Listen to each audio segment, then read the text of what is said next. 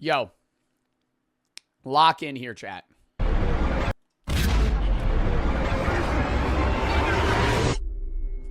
And we've only got like 20 minutes. Crap. Okay, let's start with birds. How many birds could there possibly... Oh no. This one first, why not? The Seychelles warbler evolved around... Wait, hold on. Cooperative behavior? Some birds altruistically cooperate? But that would imply... Life on Earth probably began with some soup at least 3.5 billion years ago. Not this... And that does not make sense to me. I can understand everything about, not everything, but I understand the process of evolution in life after the first organisms existed, or multicellular organisms. But before that, it does not make sense to me how things just went from nothing to alive. God did. I never just like using the God of the gaps argument, or not argument. I don't like doing gods of the gaps. So I like want a definitive explanation. And there are ones of like RNA chains and what like speculatively would have happened. But even then, it doesn't make sense how non-living particles would be basically turned into living particles. This soup, spicy hydrothermal soup, made with nitrogen, phosphorus. God made literally everything. What made God? The one thing that I don't like, argumentative-wise, also, I do want to say that this is a philosophy stream, so if I challenge one of your, you know, religious beliefs or something, don't take that as a personal offense. I'm not attacking you. I will just play devil's advocate for your, basically, train of thought. Or I might disagree with you, one of the two. But when people say, like, God created everything, and you say, what created God? They say, oh, that's illogical because God always was and always will be. But then when you bring up the argument that the universe could have always existed, the counter argument is, well, that makes no sense. Something had to have created it. But then when they say, okay, well, then what created it? God. Well, what created God? God always was and always will be. But that's not illogical, but the fact that the universe could have always created is illogical. To say a creator created the universe is a logical train of thought, right? Because we have been created by things before us. So it just follows suit that something that has been created has something that created it, something that created it. And at some point, there has to be an end in sight, right? So you have to always say the universe always was or will be, or you have to say God always was or will be. Because at some point, there had to be a definitive starting point in your mind from like or no starting point, rather. Like God had no starting point, or the universe had no starting point. In the Bible, it says that God is the Omega and the Alpha and the beginning and the end. God is the Alpha and the Omega. Okay? You could say God is the beginning and the end, but by that logic, that also doesn't follow human logic. Similarly to the universe always being inexistent. In my mind, I just find it equally as illogical that God created the universe and God always existed, as illogical as it is that the universe has always existed and will forever exist. Both of them are equally illogical from a reason-based standpoint. One of them is an alternative assumption. I can believe that the universe always just inherently existed, or I can believe that God created the universe and God inherently always existed. In both of them, you are making the assumption that one thing, whether it be the universe or God, has always and will always exist. Somebody said, here come the atheists, SMH. Nothing's wrong with believing that. I'm just saying this is why I believe the way that I believe. I actually have a philosophy rant that I'm going to post later on, like next week about it, or the week after. I don't know yet. I don't know how I'm going to schedule the videos, but you believing in God and believing that God created the universe, I'm not saying that that's illogical. I'm saying that both that and the universe always existing are both two things that require a level of faith and lack of understanding to where you just have to believe one or the other and you just believe it because you believe it. Does that make sense? I know I'm high and I'm yapping, but I'm trying to convey my thoughts as easily as possible. And love. It's really good. You could taste it. You probably shouldn't taste it, but someone is tasting it. We'll call them Jeremy. You can't go off of human logic when thinking about creation or existence of the universe or life itself. Why? You can't go on that human logic, and that is true. And I'm not. Me going off of human logic, I don't know if you're agreeing or disagreeing with me, but me going off human logic would inherently make me say something created the universe. Me not going on human logic would say that the universe could possibly just always exist, and it doesn't make sense to me yet because I have only understood the idea of cyclical life, death, and rebirth, and everything that does exist having a creator prior to. But just because that happens doesn't mean that every single thing that does exist has a creator, including the universe itself. Can't see them? That's because they're really small and kind of basic, so much so we can probably leave for a bit without missing any. Whoa, slow down. Now there are Jeremys everywhere, trying different configurations thanks to a weird spiral cheat code, and some of them are wondering if the sun is tasty, and some of them are wondering if they can link together, and oh wow, this is gonna get out of hand quick. Cool, is it fish time now? Not even close, bucko. First it's time for the boring billion. Scientists never call anything boring, so we can probably skip this one. Next is the Cambrian. My favorite types of animals are animals that evolutionarily were fish, became land creatures, and then went back to being ocean creatures, like whales. Am I right on that? Weren't whales like that, and dolphins, shit like that? They were at some point land creatures. Does that make sense? Were whales' ancestors land animals? Yeah. The earliest cetaceans were amphibious and their ancestors were terrestrial artiodactyls, similar to deer. This is what whales used to look like. Like, whales' ancestors were like this. Like, weird, like, different creatures. It's the same thing with us. Like, if you go to, like, human ancestors evolutionarily, like, we probably root back before human. Like, what is our mammal ancestor from the dinosaur times? That's a better Googleable question. Yeah, this is us. This thing is technically your great something all the way down the line grandfather. You're related to that. No, you're not. Well, if you believe in evolution, you are. If you don't believe in evolution, you're not. But that ain't him. Yo, that ain't my pops. I know that's not him. How do they know that, though? DNA, like, ancestry shit. A lot of bone stuff. Archaeology. I could Google it for you if you want me to. I don't know the exact answer. How do we know what animals we are descendants from? Comparing two different DNA-related species, we know they're related if they have nearly identical DNA. That's proven false. That proves they have both evolved from a common ancestor if their DNA is nearly related. Sorry, hold on.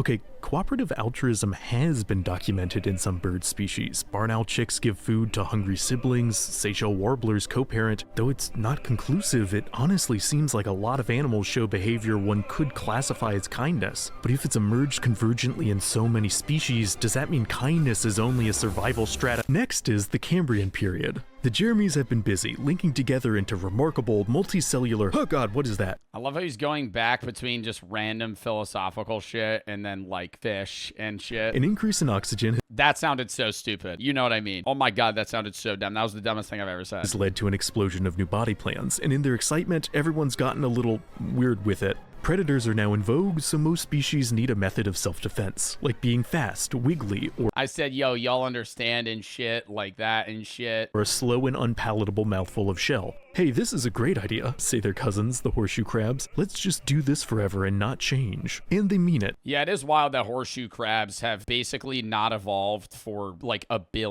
more than a billion years. Because looking ahead 400 million years, while whales will only need half an epoch to turn from weird rat things into living submarines, horseshoe crabs will have still barely shifted a centimeter, making every time the two hang out rather awkward. Hey, so do you want to evolve sometime later, or...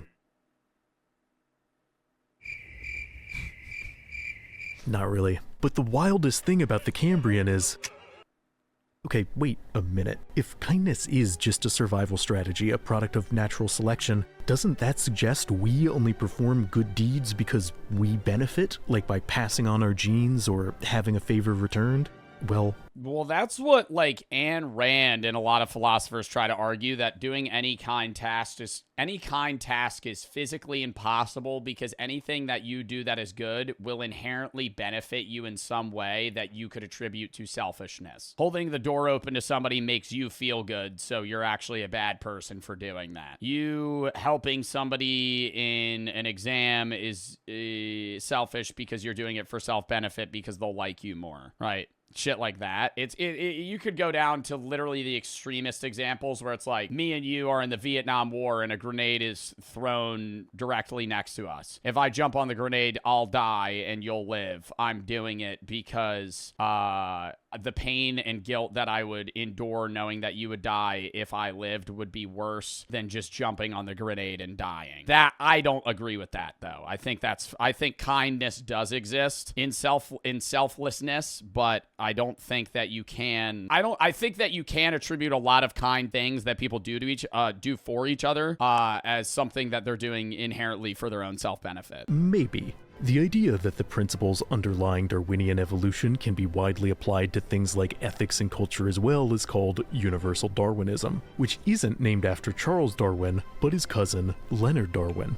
That was a lie. I just broke our trust, and it didn't feel good because thousands of years of cultural evolution has made lying into a socially unacceptable taboo. See, societies evolve just like organisms, adapting alongside things like technology, clothing, language, dance, and humor in response to selective pressures. So keep an open mind because this next part is where things really... Alright, enough about the Cambrian already, I hear you say. I'm tired of Anomalocaris. Are there fish yet? Well, first of all, how dare you? Second of all, yeah, there are fish, but they look...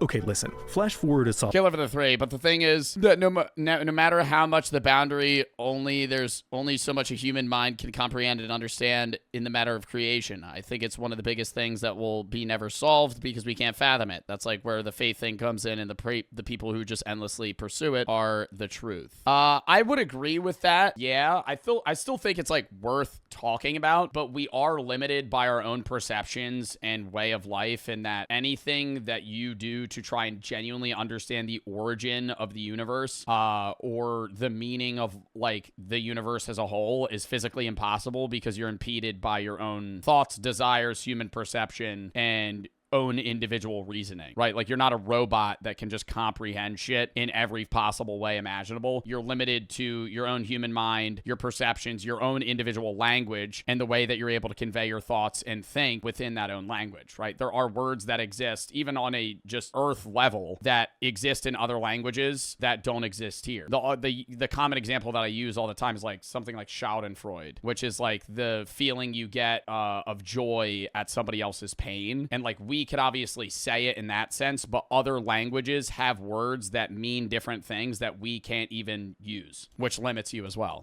Peak for the sub GVC. I don't know if you ever felt this, but I think a lot of Christian logic to me sounds illogical. At the same time, I feel guilty for not believing in God. I used to feel guilty as well. It's one of the reasons why I didn't leave Christianity or kind of not self-identify as Christian earlier, or stop self-identifying as Christian earlier, is because when I started having doubts, I thought I was like being sinful, and then it just kept hitting me. I was like, well, this is like kind of the whole point, is that I'm supposed to feel bad. And then I kind of just slowly faded out of the church. Why do you say God so much if you don't believe? I don't know. What do you, like, when somebody said, why do I say, oh my God, or Jesus Christ as like a response? It's just like a general language-based reaction to something. What do you think about Kai Cenat's God theory? What is Kai Cenat's theory? Why you got a cross chain? Don't got a cross chain, buddy. It's a Cuban. I haven't worn a cross chain since before I started dating Brooke, which was over 3.5 years ago. I don't wear a cross anymore. I actually got berated by people to stop wearing it. So that was back when I also believed in like a higher power. Now I wouldn't say that I don't, but I'm not sure. I'm just agnostic. I used to just like believe in a god,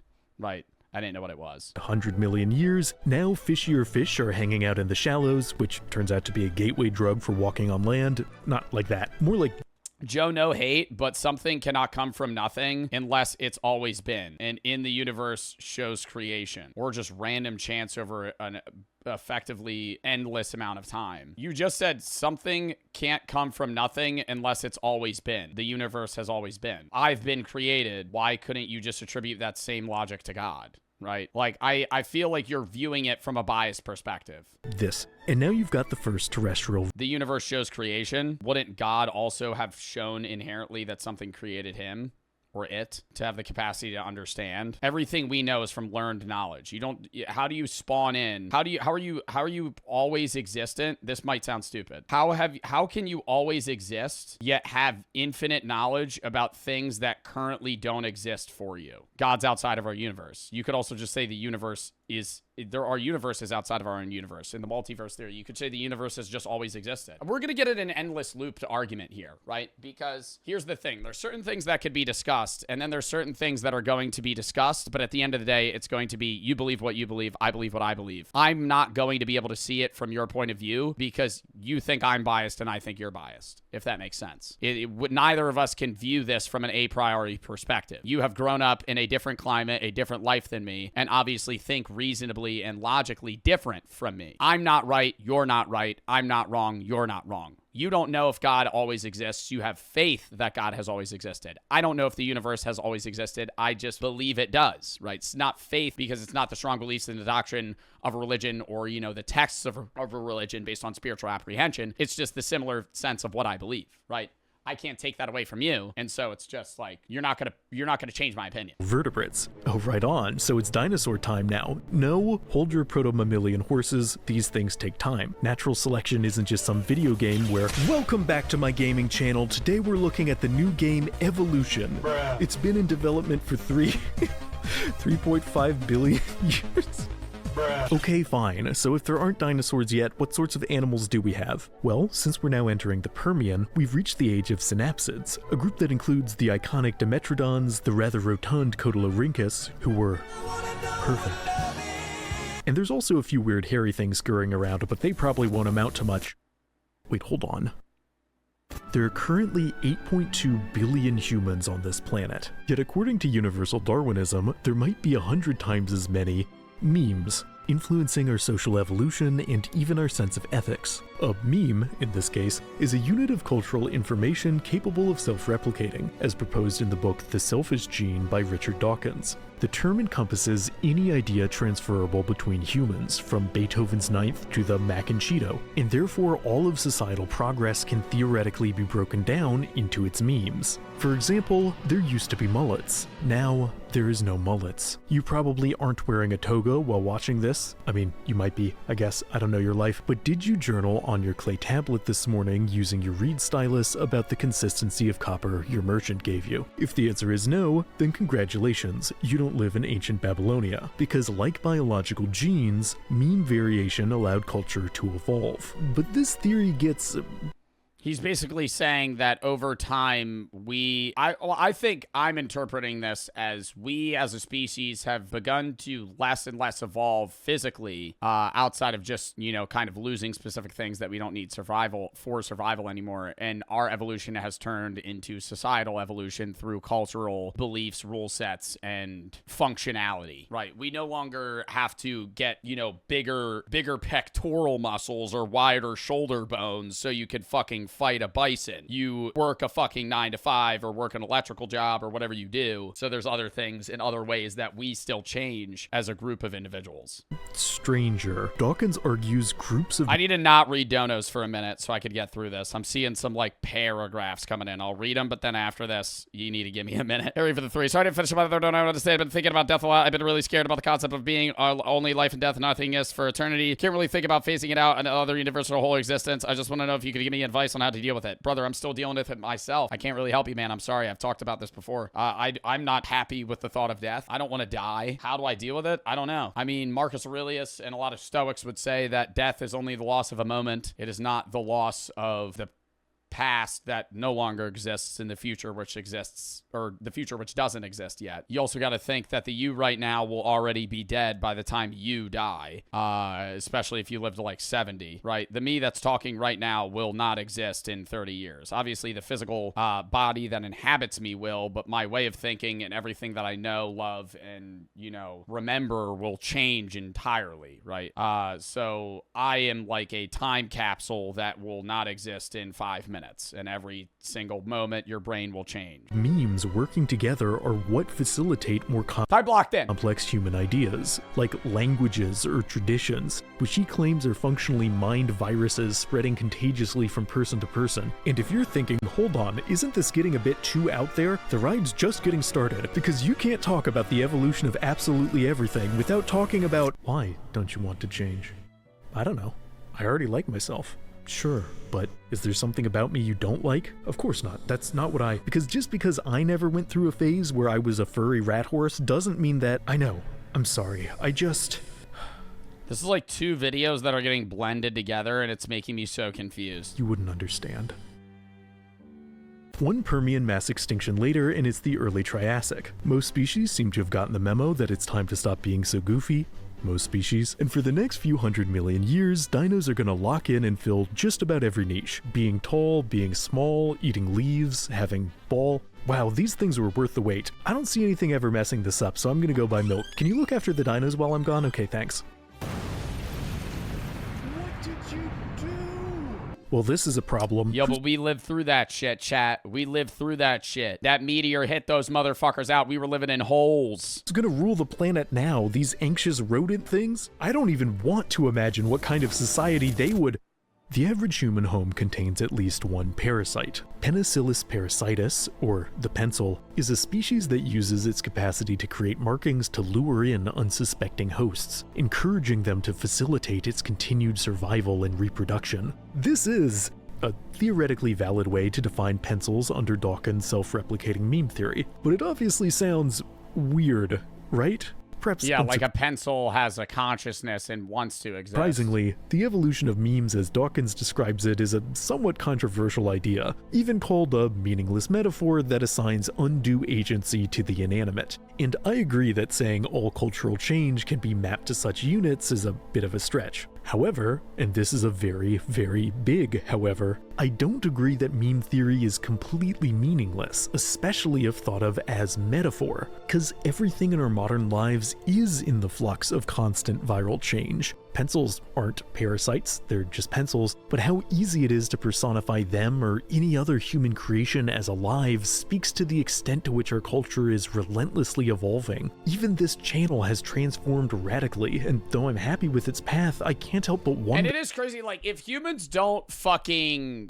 cease to exist and kill each other within 100 years, when we're long and dead, I mean, this is just a basic thought that people have. What will the world look like in 2,000 years? How will people in the year 4000 look back at us? Will they see us as the same way we see Romans and people that lived in like early fucking CE days? Gone? Yeah, we won't even are they gonna study us? It gives me FOMO. Yeah, I don't want to say I wish I was born later, because I think now is the best time to be alive, because now is the only time to fucking be alive. But it would be cool if I could know what future humanity would be, but we will never know. Like, we will likely all die before 2100. The year 3000 isn't even within a fucking sun's reach, dude. It is so far that we'll never even know what that's like. What do you mean now's the only time to be alive? Now is the only time that you would and will ever exist. Every single ancestor you've had and every single thing that has existed before you has basically culminated to your existence in this exact moment. The odds of you existing are so drastically low that every single organism prior to you had to have sex at that exact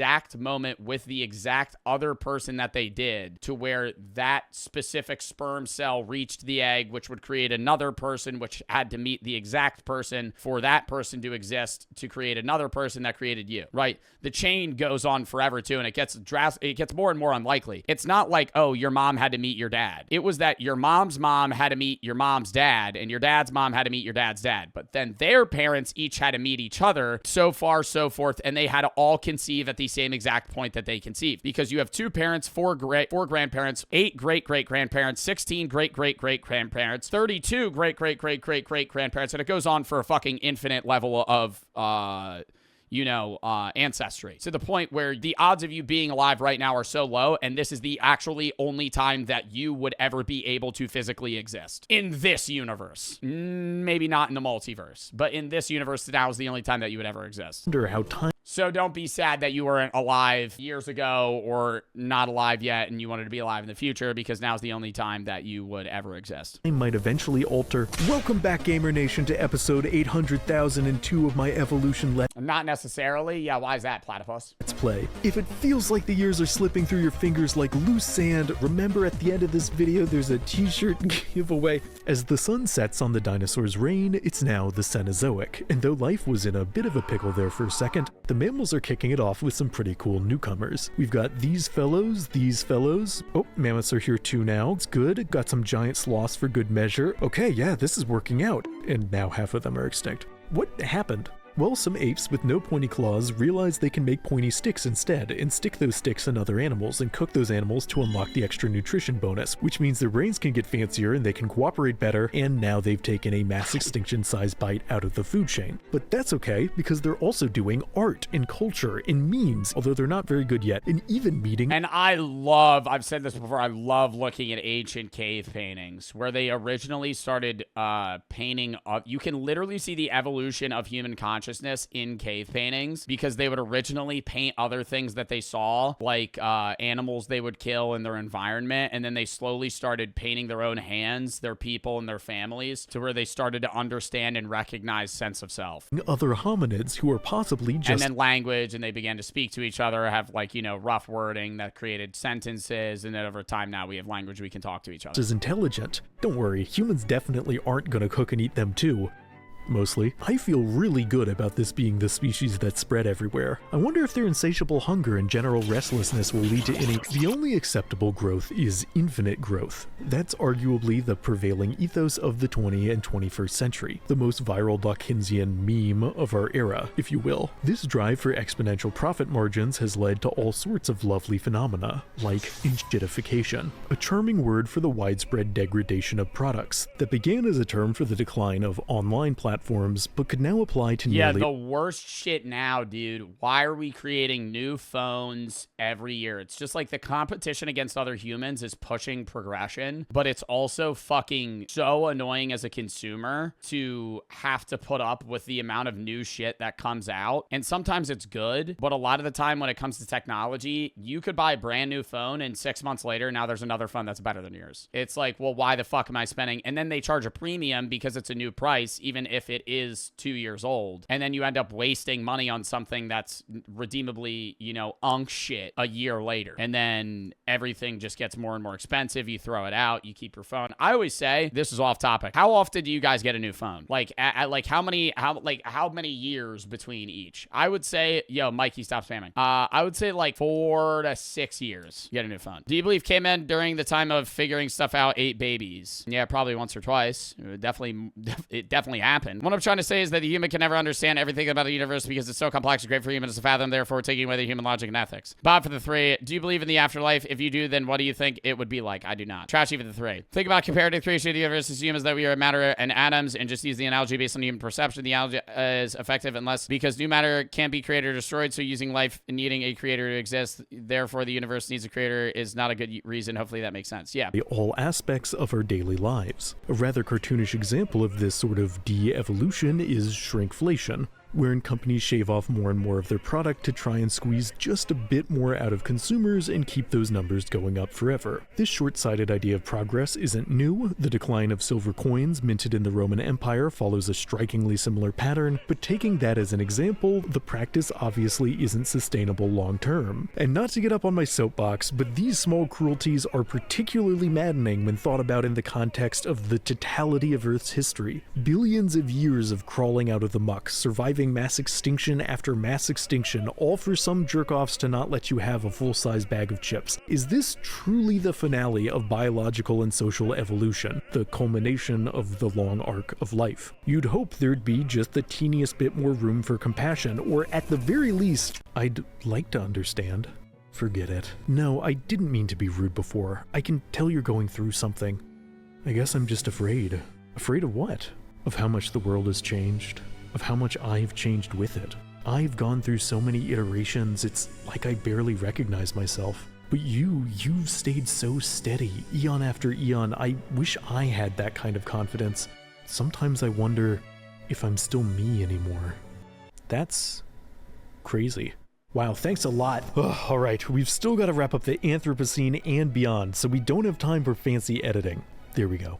Let's see, the Ice Age finally backs off, and anatomically modern humans start spawn camping in various river valleys. They do some farming and build some houses and do some... And bro, what's the point of life to fucking begin with on like an evolutionary standpoint? Like, I know cells have two options of effectively becoming like a single-celled immortal organism or like reproducing, spreading, you know, gene diversification, dying, and then the same, you know, respawn of those people or the spawn of those things do the same thing over and over again. But like early life, what the fuck motivated it to like reproduce, die, reproduce, die, reproduce, die? Like, what's the point in it? What's the point in doing that? On a biological perspective, there is no point. I think that's the arrival. Yeah, it's life. You just fucking reproduce. You actually feel things. Yeah, but why? What's the point of streaming? To have fun? Yeah, but what's the point of reproducing? To have kids, right? What's the point in having kids? To spread genes. What's the point in spreading genes? To make sure that you have some sort of immortality that passes beyond you.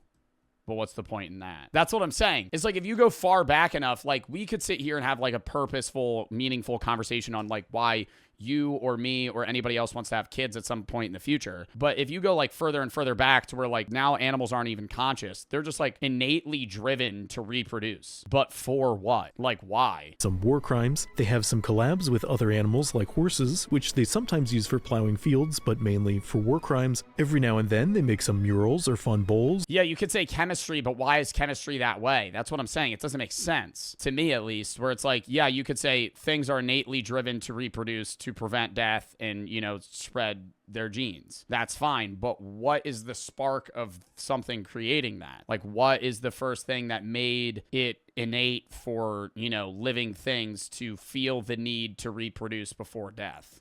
But mostly they make murals. Because there wasn't consciousness, right? So it's like there's no philosophical driven thing for it. It's biological, but where does the biological thing come from? You could say God, but the Bible and evolution don't coincide. So that's what's confusing. Because the answer can't be God if God denies the logical process that I'm going down right now. Or not God, the Bible. Of them doing war crimes. Yeah, they do. Now you got me Googling it. Does Christianity believe in evolution? Maybe certain denominations do. ECC, no conflict between their faith and scientific understanding of evolution. God made people and that humans are biologically related to other creatures. They differ on how to interpret the early chapter of Genesis. On whether or not we evolved from other things or evolution sparked after human creation, question mark? I don't know. And that's basically history in a nutshell. There were some neat ideas like doing really tall pillars or really big heads or really big heads on top of really tall pillars, but most ideas should have been left in the drafts. I do appreciate how food like the dumpling is a... Thoughts on the ship of Theseus paradox? What? When you have a ship? That's like, are you talking about the ship where it's like, when does it become a new ship? Or is it the same ship? The idea is like, if I have a boat and I begin replacing parts of that boat over time, at what point is that boat a new boat? It's not, because the thing that makes the boat is the name of the boat. If you still keep the name of the boat the same name, it will always be the same boat in your brain, regardless of what that boat looks like or if the materials are new or old. Your mind makes everything real, not the material. Cultural universal, and food like Kasumarzu isn't. That one is squarely on Sardinia, but none of these is enough to tip the scales in humanity's favor. So the final score for humans is...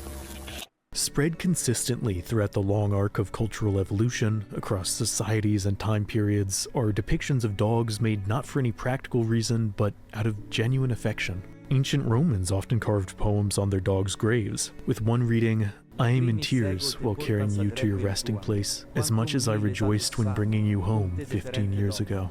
And that's odd. Because if altruism is merely a tactic to ensure our survival, what advantage is there for mourning a completely unrelated species? I mean, sure, dogs have helped us out in various ways. Oh, see, this is why I hate having to be a devil's advocate, because you're sad that they're not with you, because them being with you brought you happiness. Some sort of assurance in your own immortality, because even if you don't live with a dog, it's like moving away from your home animal. If you move away from your home animal, you're still happy that they exist, even if you don't see them, because you know that there still is life there. I don't know. It's some weird subconscious fucking convoluted thing. You could argue that it's selfish, but I wouldn't say it is, but that would be the response. A completely unrelated species? I mean, they always say, though, you get a dog to have, like, 10 to 12 years of happiness and one really sad day. Sure, dog. I would disagree with that, though, because the whole fucking dog dying shit is more than a day of sadness. Have helped us out. Especially if it's a dog that you've known since you were young. In various ways, but humanity has been making reverential art of wild animals since our earliest drawings, showcasing appreciation and empathy for species that could have easily killed us. And is that only a survival strategy? We also have a tendency to care for the sick and elderly, and have done so for a really, really long time. And is that only a survival strategy? In a language probably lost forever, some ancient human somewhere must have been the first to say, "I love you," to someone else. And is that only Yeah, and it meant something. It was like a feeling that they had, and there was probably that feeling before they were able to express it. But was at one point somebody that was able to put those emotions into words. only a survival? Well, perhaps they were motivated by chemical signals to pass on their genes. Alright, sure, but I'm not entirely certain that matters, because regardless of how or why we gain the capacity to care, we almost certainly can. So really, is it significant that altruism might on some level be a survival tactic that other animals exhibit? In the midst of all this swirling chaos, we can be reasonably sure that our species is a manifestation of life capable of compassion towards what surrounds us. So shouldn't we at least try to? After the Anthropocene comes, of course, the Automocene epoch, Bro, the only other thing... Nah, I can't get off topic. Never mind. where depleted resources I was about to start showing beaver videos. cause global civilization to break down. Nuclear winter from the techno-skirmishes of the 2020 60s and 70s at last blot out the sun, causing crops to fail, and the great fading to begin in Earth. Lol, what? Okay, it went back to where he was saying, like, altruism exists in other animals and why. I was watching a video. Have you ever seen a beaver cut down a tree? They'll, like, gnaw on the tree, and then they'll randomly stop, and they'll listen. They'll go. And they wait to hear it crack. And when they know it cracks, they run. And is that something that's biologically, and I always wonder this, because there's certain things that are learned traits, right? Even through other animals. We're not the only animal where you could pass down knowledge to your offspring. And maybe this is a Googleable question, right? But certain animals like dogs have traits that are immediately ingrained into them, like nesting. Like even if they've never been taught how to do it, like female dogs will nest. Beavers know how to listen to the cracks of a tree to know when it will fall so they can get out of the way so it doesn't crush them. Did they learn that? Or is that somehow in their genetics to where they know how to fucking go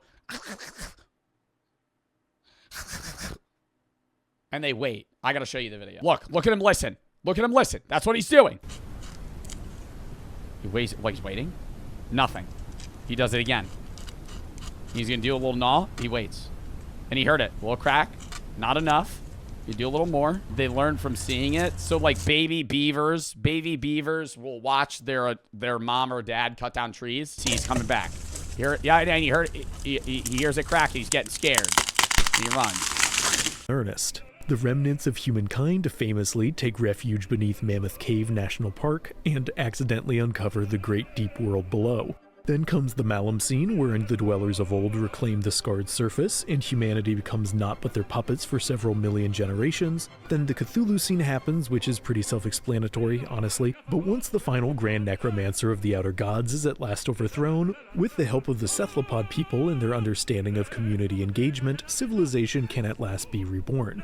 The Symbiocene ushers in a new era of positivity, with culture at last rallying around a doctrine of harmony and fairness for all, reaching the heights humanity always had the potential to achieve, but maybe that's what's most frustrating. The fact that humans do have the potential for altruism and compassion, perhaps more so than anything else in the history of Earth, or even anything else in the history of the cosmos, and yet we also have a unique power to consciously not act on it. Hey now, don't disembowel those innocent civilians is not a reasonable thing to ask a tiger, and yet it is a more than reasonable thing to ask a person. A lion might eat your kidneys, but they wouldn't deny your kidneys life-saving treatment. Lions would never. Human unkindness in all its forms is unique because most of us, very literally, know better. And as we speculate on the future of absolutely everything, I'd say some of us are pretty keen on keeping things from going to crap, and some of us are pretty keen. Yeah, you never say that a lion's a bad animal because it kills things, but if a person kills somebody, it's a bad person. On squeezing one more penny out of people just before Armageddon. One thing I've perhaps glossed over is that evolution is not a mechanism of linear improvement. To evolve is to change more than progress, and nature's experiments fail all the time. So the question is, how is our chapter of life's story going to end?